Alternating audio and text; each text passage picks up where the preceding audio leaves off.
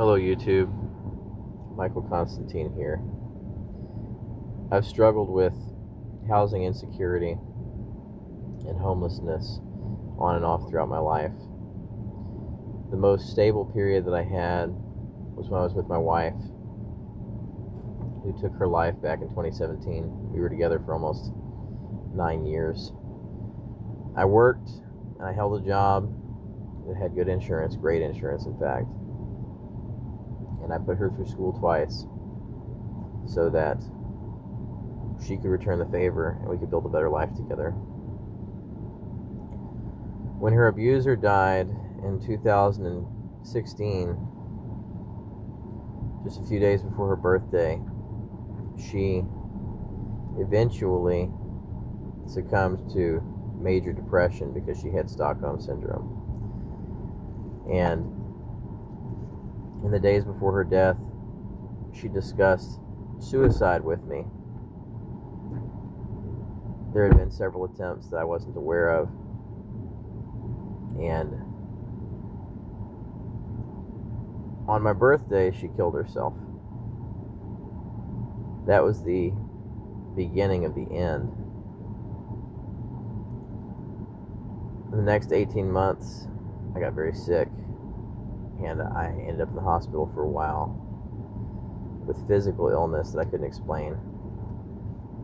It was a chest infection in my lungs, a virus that she had given to me from her abuser. And I didn't know what was going on. I spent a long time trying to get any kind of assistance I could because this happened on the tail end of Hurricane Harvey. And we developed mold in our house and everybody got sick. And simultaneously, her family responded with swatting calls and false reporting to social services to try to get revenge on me and my family, what was left of our family. We eventually were forced to move out of that place and go somewhere else, but the harassment continued. It comes to the point where after a while you learn that you cannot have an address on public record, because if you do, then people who want reprisals against you will just file a false report to some authority that has the ability to look you up by those public records and locate you for further harassment and to sow fear and intimidation. That's exactly what happened. The harassment continued for 5 years, and I've still had occasional visits from law enforcement, but not at a stationary fixed location where I was.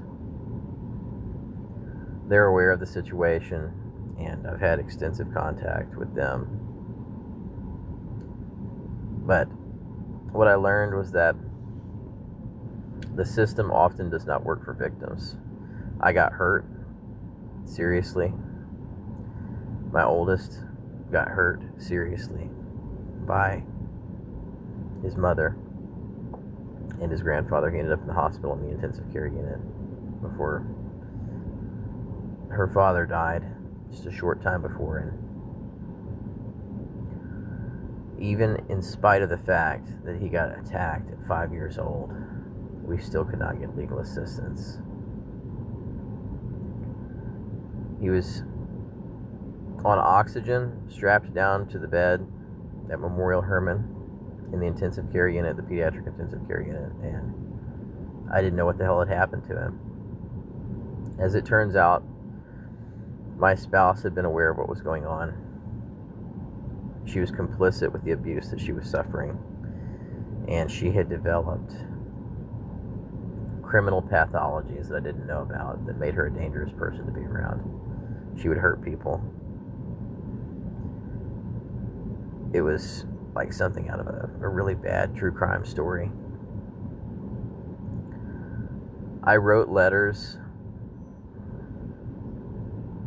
more than you could possibly imagine. Thousands of letters I've written trying to get assistance. And I don't know what it's going to take to change things. I haven't given up, but I can tell you that if I couldn't get assistance with the circumstances that I shared, I don't see how the hell anybody else can.